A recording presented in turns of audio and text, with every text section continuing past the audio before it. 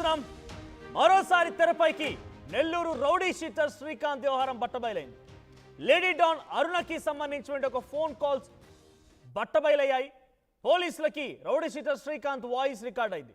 అరుణ గురించి ఇద్దరు రౌడీ షీటర్లు శ్రీకాంత్ మరియు జగదీష్ మధ్య వివాదం కూడా జరిగిందట. అరుణ తనని చంపేందుకు స్కెచ్ వేసిందని శ్రీకాంత్తో జగదీష్ గొడవకు దిగాడట. డబ్బులు ఎక్కడెక్కడ వసూలు చేస్తుందో శ్రీకాంత్కి పక్కాగా ఇన్ఫర్మేషన్ ఇచ్చాడు జగదీష్. అయితే గ్యాంగ్ నుంచి బయటకు వస్తే చంపేస్తారా అంటూ జగదీష్ నిలదీశాడు కూడా. తనకేం సంబంధం లేదంటూ రౌడీ షీటర్ శ్రీకాంత్ మాట్లాడుకొచ్చాడు. ఆడియోలో సంచలనంగా మారింది ఇప్పుడు ఆడియో. ఒకసారి ఆడియోలో ఏం మాట్లాడుకున్నారు, ఇద్దరి మధ్య ఎటువంటి సంభాషణ జరిగిందో చూద్దాం.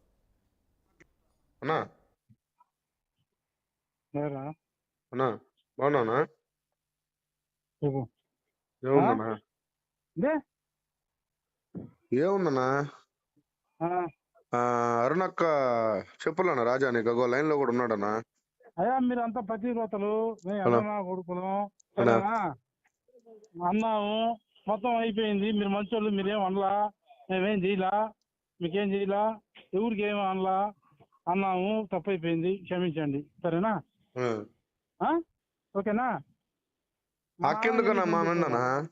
మా నాన్నకి ఎందుకు ఫోన్ చేశారా? నీతో మాట్లాడాలన్నా.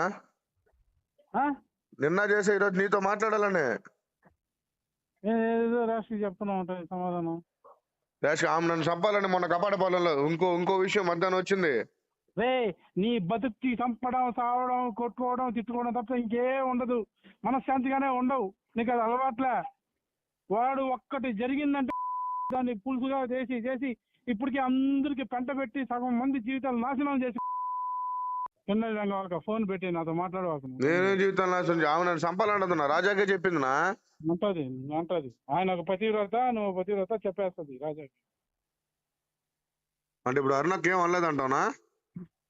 రే ఇప్పుడు నన్ను 100 అన్నారు, నేనేం అనలా.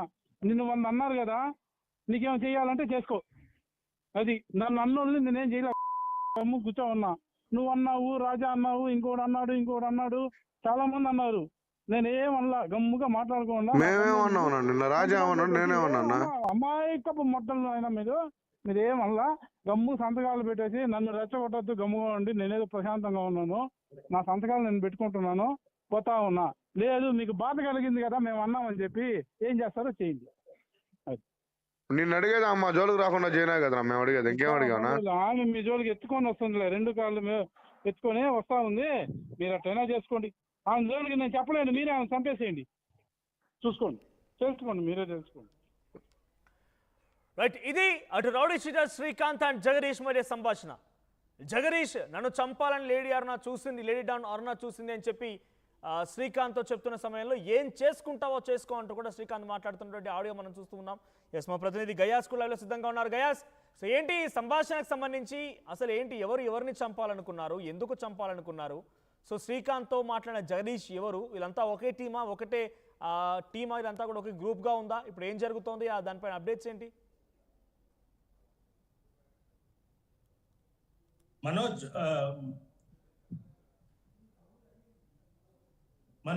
రైట్ మాట్లాడండి. అంటే ఒక హత్య కేసులో జీవిత శిక్ష అనుభవిస్తున్న శ్రీకాంత్, గూడూరు చెందిన శ్రీకాంత్, అదే విధంగా నెల్లూరు చెందిన జగదీష్, మరికొంతమంది వీళ్ళంతా ఒక బ్యాచ్ గా, ఒక గ్యాంగ్ గా చలామణి అవుతూ ఉండేవాళ్ళు. అయితే మధ్యలో నిడుగుంట అరుణకు ఇన్వాల్వ్ అవ్వడం జరిగింది. నిడుగుంట అరుణ వచ్చి శ్రీకాంత్ ని అంటే ఎవరైతే ఇటీవల కాలంలో జైల్లో ఉండి పెరోల్ కూడా రద్దు చేయడం, ఆ ఇష్యూ 2 తెలుగు రాష్ట్రాల్లో కూడా ఒక సంచలనం కలిగించిన విషయం అందరికి తెలిసిందే. ఆ శ్రీకాంత్ కి సంబంధించిన అరుణ మొత్తం ఈ గ్యాంగ్ ని మొత్తం మెయింటైన్ చేయాలని ఆమె మొత్తం చేయడం జరిగింది. అయితే అరుణకు జగదీష్, రౌడీ షీటర్, నెల్లూరు చెందిన మరో రౌడీ షీటర్ మధ్య గొడవ వచ్చింది.